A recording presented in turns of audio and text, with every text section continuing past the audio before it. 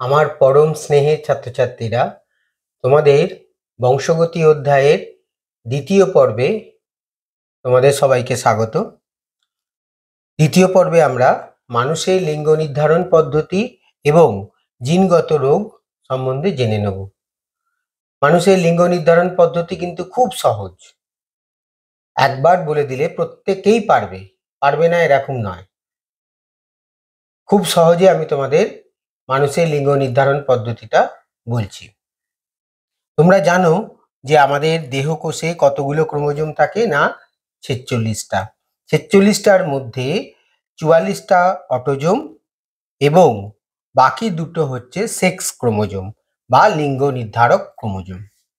তাহলে পুরুষের ক্ষেত্রে কিরকম অটোজোম থাকবে? কতগুলো? বারবার প্রশ্ন পড়ে। অটোজোম থাকবে কত? না 22 জোড়া বা 44টা। আর সেক্স ক্রোমোজোম কি পুরুষের ক্ষেত্রে বা মেলের ক্ষেত্রে? এক্স আর ওয়াই। স্ত্রীদের ক্ষেত্রে বা ফিমেলের ক্ষেত্রে অটোজোম কত? ঠিক একই রকম, 44টা বা 22 জোড়া। আর সেক্স ক্রোমোজোম হচ্ছে এক্স আর এক্স, লিঙ্গ নির্ধারক ক্রোমোজোম। তাহলে লিঙ্গ নির্ধারক ক্রোমোজোম বুঝতে পারলাম, ফিমেলদের ক্ষেত্রে এক্স এক্স, খুব সহজ, আর পুরুষদের ক্ষেত্রে এক্স ওয়াই। এবার তাহলে যখন জনন মাতৃকোষ, মনে রাখতে হবে জনন মাতৃকোষ, পুরুষদের ক্ষেত্রে জনন মাতৃকোষ কোথায়? টেস্টিস। স্ত্রীদের ক্ষেত্রে জনন মাতৃকোষ কোথায়? ডিম্বাশয়। ডিম্বাশয়ে স্ত্রীদের ক্ষেত্রে ডিম্বাণু তৈরি হবে, আর পুরুষদের ক্ষেত্রে শুক্রাশয়ে শুক্রাণু তৈরি হবে। সেই শুক্রাণুগুলোর মধ্যে কিরকম ক্রোমোজোম থাকবে? আমরা জানি যে যখন দেহকোষে ক্রোমোজোম হয় মাইটোসিস কোষ বিভাজন, যখন জনন মাতৃকোষে ক্রোমোজোম যখন কোষ বিভাজন হবে তখন হবে মিওসিস। এটাও জানি যে মিওসিস কোষ বিভাজনে ক্রোমোজোম সংখ্যা অর্ধেক হয়ে যায়, মনে রাখতে হবে ক্রোমোজোম সংখ্যা অর্ধেক হয়ে যায়। তাহলে 44-এর অর্ধেক কত হবে? 22। আর এখানে একটা এক্স এর বদলে কত হবে? এক এক্স আর ওয়াই এর মধ্যে কত হবে? এক্স। আর একটা কি হবে? ওয়াই। তাহলে দুটো গ্যামেট তৈরি হবে। কিরকম গ্যামেট? Male gamete. মেল গ্যামেটকে আমরা কি বলি? শুক্রাণু। ফিমেল গ্যামেটকে আমরা কি বলি? ডিম্বাণু। এখানে মনে রাখতে হবে যখন প্রথম ফার্স্ট মিওটিক ডিভিশন, সেকেন্ড মিওটিক ডিভিশন, এগুলো সব তোমাদের স্পারমাটোজেনেসিস, উজেনেসিস, এগুলো 11-12 আছে, এগুলো সব 11-12 গিয়ে ব্যাখ্যা করব। এখন এখানে বিস্তারিত কিছু বলছি না, শুধু এটুকু জেনে নাও যে পুরুষদের ক্ষেত্রে দু রকমের শুক্রাণু পাওয়া যাবে। একটা হচ্ছে 22A, মানে 22টা অটোজোম, আর একটা এক্স ক্রোমোজোম, আর একটা 22 অটোজোম, আর একটা ওয়াই ক্রোমোজোম। স্ত্রীদের ক্ষেত্রে কি হবে? একই রকম টাইপ। কেন না? স্ত্রীদের ক্ষেত্রে হচ্ছে হোমোজাইগাস। হোমোজাইগাস বলে স্ত্রীরা, কারণ দুটো একই রকম ক্রোমোজোম আছে এক্স এক্স। তাহলে দুটো যদি একই রকম ক্রোমোজোম হয় তাহলে কি রকম হবে? একই রকম ডিম্বাণু তৈরি হবে। এবং মজার কথা, তোমরা যখন জানবে ক্লাস 12-এ, তখন কিন্তু 4টে ডিম্বাণুর মধ্যে কিন্তু যখন হয় 4টে ডিম্বাণু, তোমরা জানো যে মিওসিস কোষ বিভাজনে 4টে কোষ উৎপন্ন হয়। তাহলে এখানে 4টে কোষের মধ্যে একটাই কেবল ডিম্বাণু থেকে যায়, বাকিগুলো কিন্তু পোলার বডি হিসেবে নষ্ট হয়ে যায়। তাহলে একটা ডিম্বাণু কত? তার ক্রোমোজোম সংখ্যা কত? না 22টা অটোজোম, আর একটা হচ্ছে লিঙ্গ নির্ধারক ক্রোমোজোম এক্স। এবার দেখো, এই ডিম্বাণুর সঙ্গে শুক্রাণুর যে শুক্রাণুটা 22AY, সেটা যদি মিলিত হয় তখন হবে পুত্র। আমি লাল করে দেখিয়ে দিয়েছি বোঝার সুবিধার জন্য। তাহলে এক্স আর ওয়াই হয়ে যাবে, তখন হবে পুত্র। আর এই ডিম্বাণুটার সঙ্গে যদি 22A+X যদি যুক্ত হয় তাহলে এটা কি হবে? কন্যা। দেখো 22 আর 22-এ 44 হয়ে গেল, এক্স আর এক্স হচ্ছে কত? X plus x. দেখো এখানে তাহলে কিদের হয়ে গেল? না স্ত্রীদের ক্ষেত্রে হয়ে গেল। এখানে আর একটা খুব মজার জিনিস আছে, দেখো এখানে কি, এখানে আমরা যে বলি যে স্ত্রীদের হাত পুত্র বা কন্যা সন্তান জন্মানোর ক্ষেত্রে, এখানে কিন্তু স্ত্রীদের কোনো হাতই নেই, সমস্ত হাত হচ্ছে পুরুষদের। কেন? পুরুষদের শুক্রাণু যদি এক্স এক্স মানে শুক্রাণু যদি ডিম্বাণুকে নিষিক্ত করে তাহলে হবে কন্যা। আর যদি ওয়াই শুক্রাণু বিশিষ্ট 22টা অটোজোম যুক্ত ওয়াই ক্রোমোজোম শুক্রাণু যদি ডিম্বাণুকে নিষিক্ত করে তখন হবে পুত্র। তাহলে আমরা দেখতে পেলাম কি, যে এটাও পরীক্ষার পরে আর কি জিজ্ঞেস করে যে পুত্র বা কন্যা সন্তান জন্মানোর ক্ষেত্রে পুরুষের হাত আছে, মানে পুরুষটাই সব, অথচ কন্যাদের কোনো হাত নেই, মানে স্ত্রীদের কোনো হাত নেই। কেন না স্ত্রীদের ক্ষেত্রে একই রকম ডিম্বাণু তৈরি করছে। এবার পুরুষদের ক্ষেত্রে যদি এক্স এর সঙ্গে এক্স যে শুক্রাণু এক্স বাহন বিশিষ্ট এক্স মানে বাহিত বিশিষ্ট যদি শুক্রাণু যদি যুক্ত হয় তাহলে কি হবে, এক্স আর এক্স এ হচ্ছে কন্যা সন্তান হয়ে যাবে। আর যদি ওয়াই এর সঙ্গে যুক্ত হয় তাহলে পুত্র সন্তান জন্মাবে। অর্থাৎ পুত্র সন্তান জন্মাবে বা কন্যা সন্তান জন্মাবে, এটাতে সম্পূর্ণ হাত হচ্ছে পুরুষদের। অথচ আমাদের যে সামাজিক প্রেক্ষাপট সেখানে স্ত্রীদের দোষ দেওয়া হয়, ভাবা হয় যে স্ত্রীদের জন্যই বুঝি কন্যা সন্তান জন্মাচ্ছে। কারণ সবাই বেশিরভাগ ক্ষেত্রে এক তো বিজ্ঞান এগিয়ে গেলেও মানুষের সেই আদিমকালে পড়ে আছে কন্যা এবং পুত্র, এদের মধ্যে ডিস্টিংগুইশের তফাৎ এখনো করে আসছে। অনেকে পুত্র সন্তান চাই বেশি, কিন্তু আদৌ তা হওয়া উচিত নয়। পুত্র কন্যা সবাই সমান, সবাইকার মধ্যে সমান অধিকার আছে, সবাইকার মধ্যে পোটেন্সিয়ালিটি আছে, সবাইকার মধ্যে ক্ষমতা আছে ভালো কিছু করার। তাই সে পুত্র এবং কন্যার ক্ষেত্রে দেখলাম যে পুরুষদের হাতটাই আছে, মানে পুরুষদের উপরেই নিয়ন্ত্রণ, যে কন্যা সন্তান হবে না পুরুষ সন্তান, মানে কন্যা সন্তান হবে না পুত্র হবে না কন্যা হবে। এখানে আর একটা জিনিস খুব মজার আছে, লক্ষ্য করে থাকলেই দেখতে পাবে। দেখো এখানে এখানে এই যে এক্স ক্রোমোজোমটা কোথায় আসছে, কন্যার ক্ষেত্রে, তাই তো। আবার দেখো এইখানে যে এক্স ক্রোমোজোম, এটা কোথা থেকে আসছে, পুরুষের ক্ষেত্রে। তাহলে কন্যার ক্ষেত্রে পিতার যে বৈশিষ্ট্য সেটা কিন্তু অনেকটা দায়ী। আবার এইখানে দেখো পুত্রের ক্ষেত্রে কি হচ্ছে না, এই যে এক্স ক্রোমোজোমটা একটা হচ্ছে মাতার থেকে আসছে, আর একটা হচ্ছে ওয়াই যে ক্রোমোজোমটা, এটা হচ্ছে কার থেকে আসছে না পিতার থেকে আসছে। লিঙ্গ নির্ধারণের জন্য বা হচ্ছে এক্স ক্রোমোজোম বাহিত রোগ দুটো আগে আমি বলে দিই, তারপরে থ্যালাসেমিয়া বলবো। তাহলে এখানে মনে রাখবে কি করে, দেখো লক্ষ্য করে দেখো যে হিমোফিলিয়া আর হচ্ছে বর্ণান্ধতা, আমি দুটোই একদম আলোচনা করে দিচ্ছি। হিমোফিলিয়া মানে কি না, যদি কোনো ক্ষেত্রে রক্ত মানে দেহের কোনো অংশ কেটে গেলে কিন্তু রক্ত বন্ধ হবে না, রক্ত বেরোতেই থাকবে, রক্ত চঞ্চল হতেই চাইবে না, অর্থাৎ রক্ত চঞ্চল ব্যাহত হবে, রক্ত আমাদের শরীর থেকে বেরোতে আরম্ভ করবে। তাহলে হিমোফিলিয়া রোগটার ফলে কি হবে না, আমাদের রক্তাল্পতা দেখা যেত, যদি রক্ত সমস্ত বেরিয়ে চলে যায় সেক্ষেত্রে। হিমোফিলিয়ার ক্ষেত্রে মনে রাখতে হবে স্বাভাবিক অ্যালিল, এগুলো কিন্তু এখন পরীক্ষায় দিচ্ছে, স্বাভাবিক অ্যালিল কি এক্স ক্যাপিটাল এইচ, হ্যাঁ। আর বাহকটা কি, তাহলে বাহক মানে দেখো এবার এখানেই খুব সহজ করে বলে দিচ্ছি, বাহক মানে এক্স আর একটা হচ্ছে এক্স। এখানে কন্যা সন্তানদের ক্ষেত্রে যদি একটি যদি মানে বাহক মানে একটি যদি হিমোফিলিক বা হচ্ছে যে কোনো বর্ণান্ধতা যদি একটি জিন থাকে, তাহলে কিন্তু সেটা প্রকাশিত হবে না।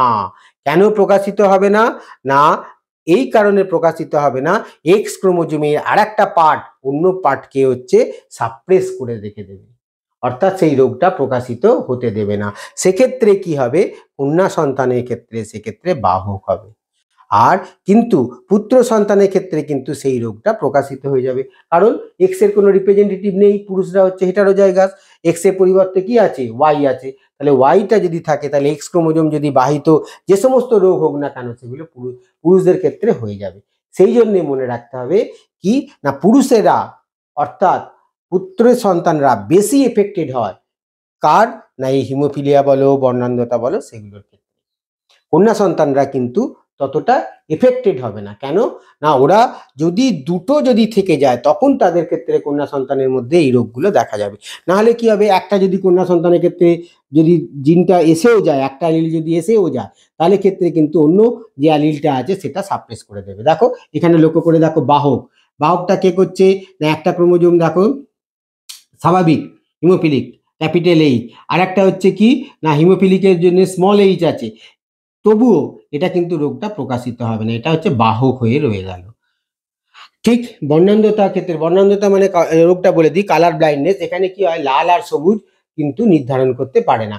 এবার লাল সবুজ নির্ধারণ করা খুব জরুরি কাদের ক্ষেত্রে না, ড্রাইভারদের ক্ষেত্রেই।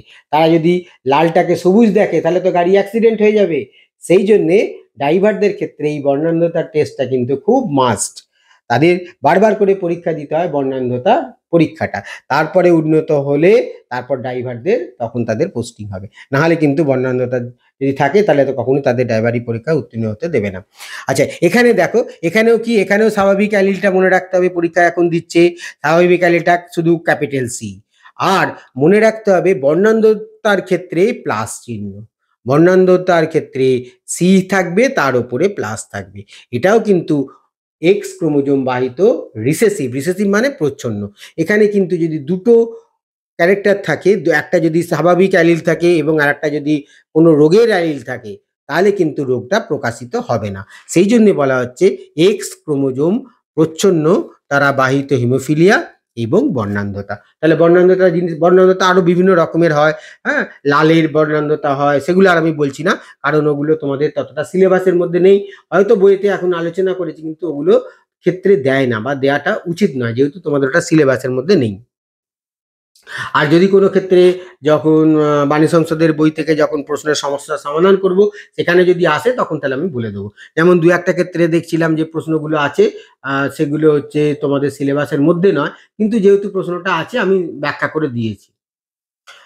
এবার শোনো, তাহলে দুটো সামনাসামনি চলে গেল কি না, হিমোফিলিয়া এবং বর্ণান্ধতা। এগুলো কি ক্রোমোজোম বাহিত? এক্স ক্রোমোজোম বাহিত। এগুলোকে কি বলা হবে? সেক্স লিঙ্ক তোমার জিনগত রোগ, অর্থাৎ কি না, এগুলো হচ্ছে সেক্স ক্রোমোজোম বাহিত রোগ। কোনটা? হিমোফিলিয়া আর বর্ণান্ধতা। পরীক্ষা পড়বেই, তাহলে 3-4টে রোগের মধ্যে দেবে। তাহলে সেক্স ক্রোমোজোম বাহিত রোগের নাম কি, বা এক্স ক্রোমোজোম বাহিত রোগের নাম হিমোফিলিয়া, বর্ণান্ধতা। দুটো ভালো করে মনে করে রেখে দিতে হবে। তাহলে বাকি কোনটা রইলো? বাকি রইলো থ্যালাসেমিয়া। থ্যালাসেমিয়াটা সবার লাস্টে, দেখো টি দিয়ে শুরু, থ্যালাসেমিয়া। এবার এই থ্যালাসেমিয়া রোগটা আমি একটু বলে নিই। থ্যালাসেমিয়াটা কি হয় না, যখন আমাদের জানো যে লোহিত রক্তকণিকা হিমোগ্লোবিন এ বহন করে নিয়ে যায়, হিমোগ্লোবিন থাকে লোহিত রক্তকণিকায়, লোহিত রক্তকণিকা হিমোগ্লোবিন থাকার জন্য অক্সিজেন যুক্ত হয়, বলে দিয়েছিলাম ষষ্ঠ অধ্যায়ে।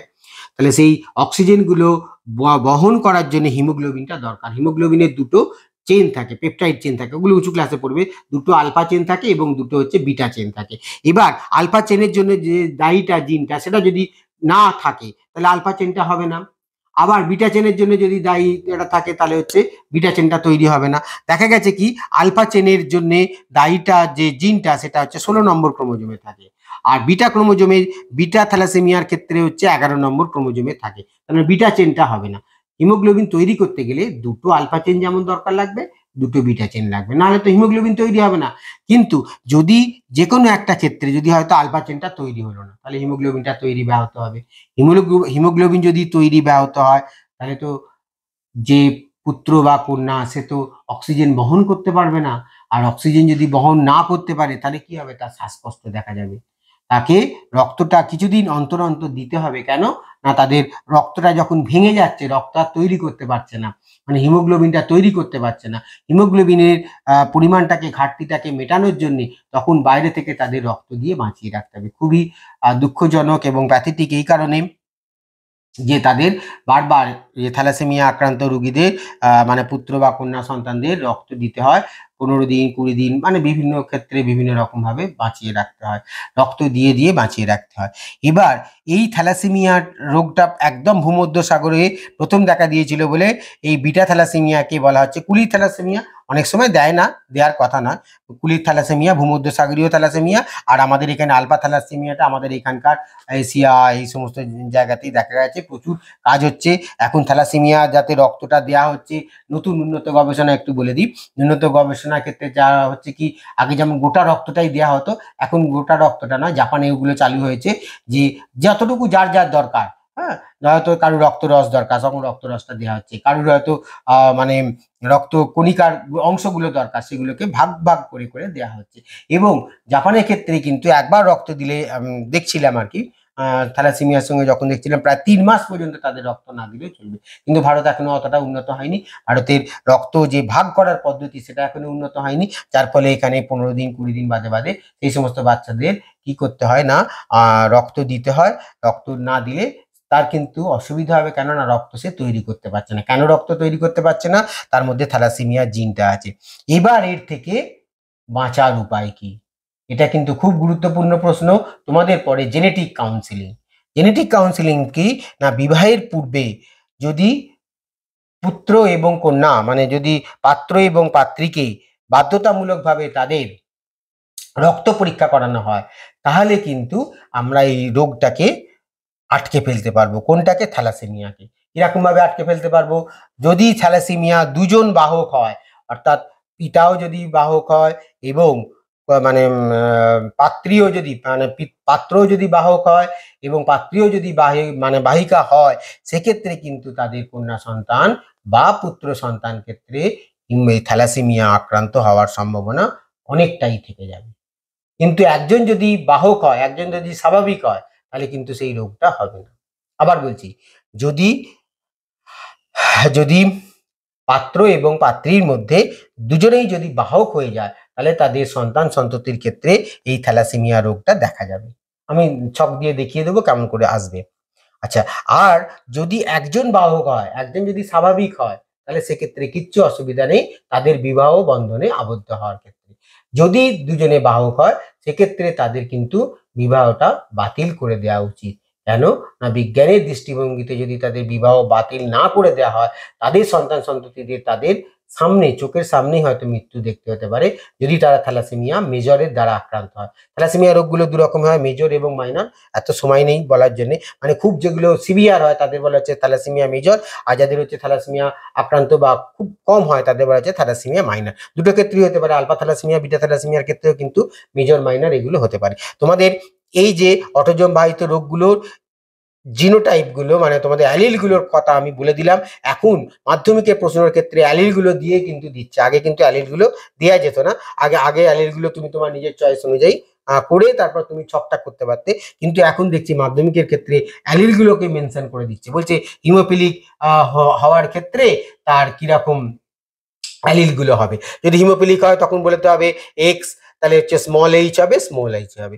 যদি বলে বাহক হিমোফিলিয়া কিরকম হবে, তখন বলতে হবে x capital H, x small H. যদি বলে স্বাভাবিক হিমোফিলিয়ার অ্যালিল কোনটা, তখন বলতে হবে x capital H, x capital H. যদি বলে বর্ণান্ধতা স্বাভাবিক অ্যালিল কোনটা, তাহলে হচ্ছে বলতে হবে কি না, শুধু দুটো সি থাকবে বর্ণান্ধতার ক্ষেত্রে স্বাভাবিক অ্যালিল। কারণ সিটা কেন না, কালার ব্লাইন্ডনেস, সেই জন্য সিটা ডিনোট করেছে। আর যদি বাহক হয় তাহলে একটা হবে ক্যাপিটাল সি, একটা হচ্ছে বর্ণান্ধতার জন্য প্লাস। এবার বর্ণান্ধতা তাহলে দুটো প্লাস হবে। বর্ণান্ধতার ক্ষেত্রে অ্যালিল কি হবে, যদি বর্ণান্ধ হয় তাহলে ক্যাপিটাল সি, ক্যাপিটাল সি। এরকম করে কিন্তু তোমাদের আমি অ্যালিলগুলো সব দেখিয়ে দিয়েছি। অটোজোমের ক্ষেত্রে স্বাভাবিক অ্যালিল কি, ক্যাপিটালে ক্যাপিটালে। বাহক অ্যালিল কি হবে, তাহলে একটা ক্যাপিটালে হবে, একটা স্মল এ হবে। আর থ্যালাসেমিক হয়ে যাবে কখন, যখন দুটোই এ থাকবে। এবার থ্যালাসেমিয়া হওয়ার ক্ষেত্রে দু রকমের থাকে বলছিলাম, একটা মেজর এবং একটা হচ্ছে মাইনর। থ্যালাসেমিয়া রোগটাকে আমরা রুখতে পারবো কি করে, যদি বিবাহের পূর্বে জেনেটিক কাউন্সেলিং করা যায়, বিবাহের পূর্বে যদি রক্ত পরীক্ষা করা যায়। রক্ত পরীক্ষা করানোর দেখবে আগে এখনকার দিনে মাঝে মাঝে স্কুলগুলোতে গিয়ে কিন্তু সচেতনতা ক্যাম্প হচ্ছে, তাদের মধ্যে রক্ত পরীক্ষা করার একটা ব্যাপার থাকছে। রক্ত পরীক্ষা করার পরে তারা পরবর্তী ক্ষেত্রে বিবাহ বন্ধনে আবদ্ধ হওয়ার সময় কিন্তু তাদের রক্তটা, দুজনকারই রক্ত পরীক্ষা করে নেওয়া দরকার। যদি একজনকার স্বাভাবিক থেকে যায় তাহলে পরীক্ষা না করলেও হবে, কারণ সে তো স্বাভাবিক। সে যদি অন্য একজন পাত্র বা পাত্রী যদি বাহক হয়, তাহলে তার কোনো অসুবিধা নেই। যাই হোক, খুব দ্রুততার সঙ্গে তোমাদের মানুষের লিঙ্গ নির্ধারণ পদ্ধতি আর এই বিভিন্ন যে জিনগত রোগ, এগুলো আমি বলে দিলাম। আর যখন তোমাদের ওই বাণী সংসদের বই থেকে আমি সমস্ত প্রশ্ন, বাণী সংসদের বইটা দেখছিলাম, প্রচুর প্রশ্ন দিয়েছে। এক একটা মানে শূন্যস্থান পূরণ থেকে আরম্ভ করে শর্ট প্রশ্ন করতেই প্রায় মিনিট 20-25 করে লেগে যাচ্ছে এক একটা অংশে শর্ট প্রশ্ন করার জন্য, কারণ প্রচুর শর্ট প্রশ্ন দিয়েছে। অত শর্ট প্রশ্ন করলে অবশ্যই মাধ্যমিকে 100 পেয়ে যাবে। সমস্ত প্রশ্নের উত্তর কিন্তু করে মানে প্রশ্নগুলো সব একসঙ্গে দিয়ে দেওয়া আছে। শুধু তাই না, ওই বাণী সংসদের বইটা দেখছিলাম যে সমস্ত মাধ্যমিকের প্রশ্নগুলো ধরেছি। মাধ্যমিকের প্রশ্নগুলো আমি সব সমস্যার সমাধান করে দিয়েছি, এবং প্রশ্নগুলো বলার সময় তোমাদের যাতে ভালো করে বুঝতে পারো সেই জন্য আগের কিছুটা অংশ আমি ব্যাখ্যা করে দিয়েছি। তার ফলে সময় বেশি লাগছে, কিন্তু তোমরা যদি একটু ভালো করে শোনো বা বোঝো, তাহলে দেখবে সমস্ত পড়া কিন্তু তৈরি হয়ে যাবে। তাহলে সবাই খুব চেষ্টা করো ভালো করে। মানুষের লিঙ্গ নির্ধারণ এবং জিনগত রোগ সম্বন্ধে বললাম, এখানে ধারণা দিলাম, তারপরে বইয়েতে ডেসক্রিপশন দিয়ে বইয়েতে ছকগুলো করে দেখিয়ে তোমাদের আবার বলে দেবো প্রশ্নের সাথে সাথে। সবাই খুব ভালো করে পড়াশুনো করো একটু মন দিয়ে, আর চেষ্টা করো, চেষ্টা করলেই কিন্তু ভালো করতে পারবে। অনেক অনেক শুভকামনা রইল প্রত্যেকের জন্য। সবাই খুব ভালো থেকো।